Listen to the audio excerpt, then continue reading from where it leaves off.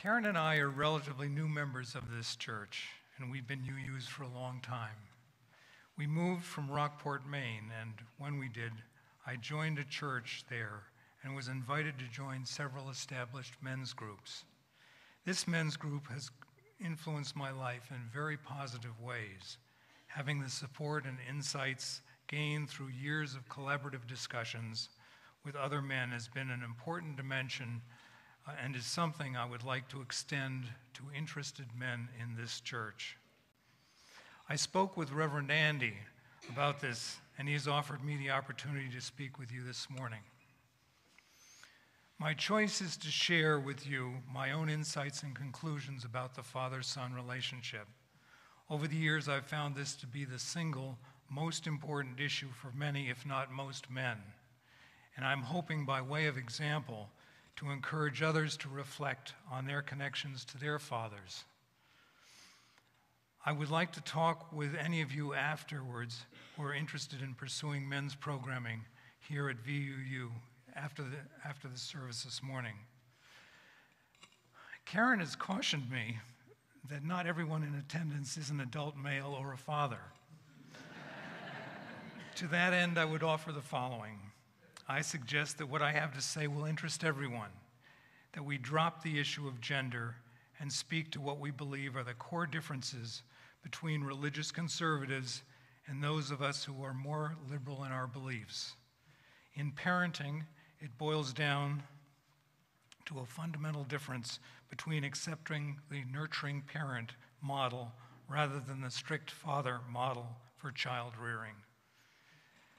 Beyond that, I guess the only thing I would have to say to those of you who are not men is that I guess you're stuck with us one way or another. My hope is that there will be something to take away from this sermon to help you better understand and live with us.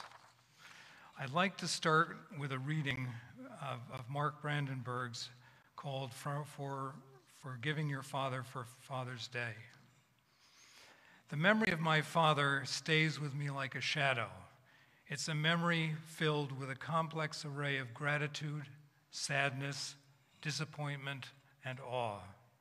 It is the same for all men, for there's no escaping these memories. They are deeply embedded in us, and they impact us every day of our lives. And whether you're trying to live up to your father's expectations, prove him wrong, rid your memory of him, the shadow of your father will remain. Each effort demands its own cost, and each effort will keep the shadow close to you.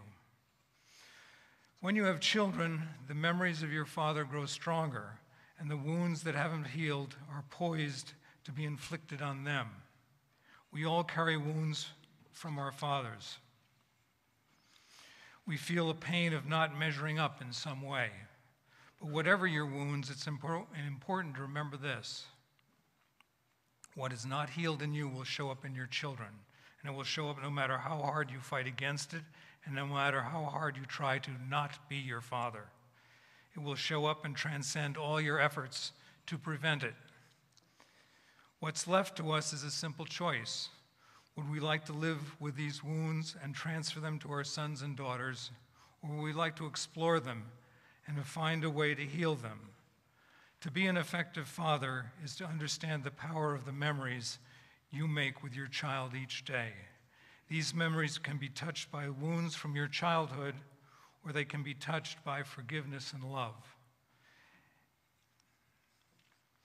And while a path to forgiveness may be difficult, it's worth every ounce and effort you give to it. And most importantly, it is a gift to your children and the generations that follow them. Let me start with a short piece written by Ken Druck, author of The Secrets Men Keep. When my Uncle Nathan was 70, he visited his father's grave tucked away in the corner of a cemetery in the Bronx. He stood there facing the headstone, the November wind rustling his silver hair. Suddenly his body started shaking. Tears streaked his face. "Dad, you never put your arms around me," he sobbed, spilling out a secret grief that he'd carried around with him all these years. "You never touched me. You never hugged me. Where were you when I needed you? It may surprise some of us to know that the most powerful common denominator influencing men's lives today is the relationship we had with our fathers. The events and circumstances may have taken place years or even decades ago. They may appear irrelevant to our lives in the present, but if we look beyond the surface, we will discover, just as my Uncle Nathan did, that Dad still is very much with us today. Much of our behaviors and many of our attitudes towards living can be traced to our fathers. Whether our dad was physically or psychologically absent, whether he died when we were young or is still alive at a ripe old age, whether we consider him to be a good father or a bad one, our fathers are in us. Every man hears the silent voice of the father inside his own head. One of the most important clues to discovering who we really are lies in knowing who we were in relation to our fathers. One of the best kept secrets for many men is the extent to which they allow themselves to be tied to their fathers, dead or alive. Our stories uncover a deep yearning for fathers' love and acceptance. And some, like my Uncle Nathan, will journey to their graves with that secret longing unsatisfied. How do we mend ourselves with our fathers and mend our sons and daughters with ourselves? What about my father? My father was a physicist, and during World War II, he was swept off the radar mast of an American destroyer in mid-Atlantic and was lucky enough to be plucked out of the sea by a sailor tied by a lifeline to a following British destroyer. Later, my father participated in the war by getting American planes filled with bombs into the air and then bailing out and parachuting out so that they could be flown by radio control to Germany to blow up submarines in their bunkers. Joe Kennedy, President Kennedy's older brother, was in my father's group. He didn't make it out of his plane. There is my awe. During my younger years, my father designed guidance systems for intercontinental ballistic missiles. In his work, he was rarely home, but he provided for us. We had everything we needed, but we rarely saw him with his travels, working late, and on the weekends. We never wanted for anything in a material sense. There is my gratitude. My father was never there at any significant event in my life that I can remember. He was somewhat like the Lone Ranger, always riding in and out of town. Like many men of his generation, he wanted to raise us, but it seemed he didn't need to know us. There is my sadness and my disappointment. I never understood my father's work. I was never introduced to it. I feared it. Would I be lost at sea or disappear from my family when I became a man and started to work? I recall a cold shock of horror that I received like nothing I'd ever felt before when as a child I saw the movie Moby Dick. You'll recall from that story that Captain Ahab had a fury and an obsession with catching the white whale, Moby Dick, the whale that had bitten off one of his legs. He pursued the whale relentlessly across several oceans, and finally, when he did come upon the whale at last, he jumped into a whaleboat and harpooned the whale. And as the harpoon rope raced out, he got caught in the rope and was pulled over the side. The next scene, and the one that struck horror in my heart, was the shot of Captain Ahab's body lashed to the side of the whale as it surfaced and then sank under the waves. Ahab's lifeless arm swinging back and forth, a sort of last symbolic farewell. For years, I thought that the horror I experienced in that movie, and it was truly visceral, was based on an unconscious recognition of the consequences of uncontrolled anger. However, in preparing this sermon, I've come to an entirely different awareness. Ahab was very likely my father, and his predicament, one that lay in wait for me were I to become passionately committed to my work.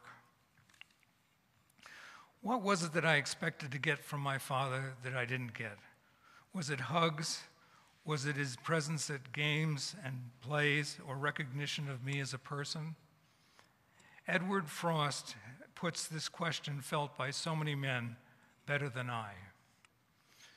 What is it about fathers that has them brought so often and kept so late in the court of their children's judgment? What is it about the task of fathering so many fumble with and finally put aside? When I became a father, I promised myself to be more involved in my children. And for a time it worked. I raced to daycare. I took time off for birthday parties. I went to school events and games. I sat in bed with my youngest son and read him stories. We had a favorite book on dogs, all kinds of dogs. He could recognize and name them all. I must tell you about one of those moments that a parent has, which will always bring a smile to my lips. We were in the park and I was pushing my son along in his stroller, and a middle-aged lady came along with a small dog on a leash. Seeing Frank Jr., she knelt down, scooped up the dog, and presented it to him, saying, "See, doggy." My son gently patted the dog on the head, looked the lady square in the eye, and uttered a single word, "Chihuahua." My other son, I used to put him in a wastebasket and fly him around the house, holding on to the edge for dear life, and I, while making airplane noises while we buzzed by wing chairs and over ottomans. Cherished memories. As my children grew older, I grew less and less able to be a part of their lives. Divorce was part of the equation, but equally large part is that I never had any experiences of son to father. I didn't really know how to relate. I didn't know how to be involved. And perhaps worse yet, I didn't sense the loss of what I really didn't have from the son side of the equation. Indeed, it wasn't until I arrived at being old that I was suddenly struck with a profound sense of loss, of shared experiences. Experiences that never were and will never be. Thinking again about my father and what I had missed, I recalled an Edward Frost sermon, and so I wrote him for the text. What did I expect from my father, I wonder? What was it that I so desperately needed after it was too late, after he could no longer give it? Robert Bly said, "What boys and young men need from older men is blessing, because too few are blessed by their fathers. Blessing is the bestowal of approval and encouragement. Blessing, says Webster's dictionary, is a thing conducive to happiness and welfare. And without blessing of the Father, all else, it seems, fails to be conducive to happiness or welfare. For some of us, it seems, without the Father's blessing, his approval and encouragement, nothing fully satisfies. Always there is the rising urge to take the small or large success and burst with it through memory's door, shouting, "Hey, Dad, guess what?" And if he's not home or occupied with his failings, or deep in his despair, his hopeless anger, his envy of his children, where then shall we go for blessing? I came to realize that I'd stumbled on the source of a profound sense of loss and sadness that I had in my life. I wondered if other men felt it. I sought out their counsel, their wisdom, and finding many with backgrounds and stories experienced their grief. Out of that, I came to realize that fathering is an intergenerational thing. It doesn't get fixed so easily in a single generation. What is needed is what I came to call an up-down solution. The up part is fixing yourself and your relationship with your own father with forgiveness. And returning to thoughts of Mark Brandenburg, who wrote the words of our reading this morning. Forgiveness can be a powerful and transforming experience. It is a way of giving up hope that the past can be changed. When you forgive your father, you accept the past as it was. You accept the past as it was and ready yourself to move forward. No matter how abusive or absent your father was, you accept what happened and stop blaming your father for your current problems. Forgiveness is not a one-time event. It happens emotionally when we feel a pain and sadness from letting go of a better past and what we might have had. It happens when we stop blaming our fathers and stop using anger to shield us from our sadness. Forgiveness happens in our thoughts when we see our fathers for who they were and not for whom we wanted them to be. It happens when we end the illusion of the selfless father who looks after our needs first and foremost. Forgiveness is complete when we allow it to unfold, and it may take years. But as each layer of anger peels away, your opportunities expand.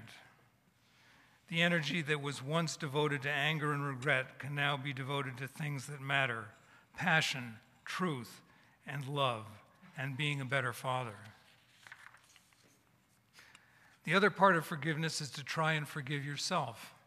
To help with this, I would offer you a poem written by David Ray. It's called Robert Frost. Thanks, Robert Frost. Do you have hope for the future? Someone asked Robert Frost toward the end. Yes, and even for the past, he replied, that it will turn out to have been all right for what it was, something we can accept, mistakes made by the selves we had to be, not able to be perhaps what we wished, or looking back half the time it seems we could so easily have been or ought. The future, yes, and even for the past, that it can become something we can bear. And I too, and my children, so I hope, will recall as not too heavy those albatrosses I sadly placed upon their necks. Hope for the past, yes, old Frost, your words provide the courage, and it brings strange peace that itself passes into past, easier to bear because you said it rather casually as snow went falling in Vermont years ago. The down part of the solution is to bless your children. It could be as simple as a phone call this afternoon. Speak to or call your children and tell them how much their life has meant to you.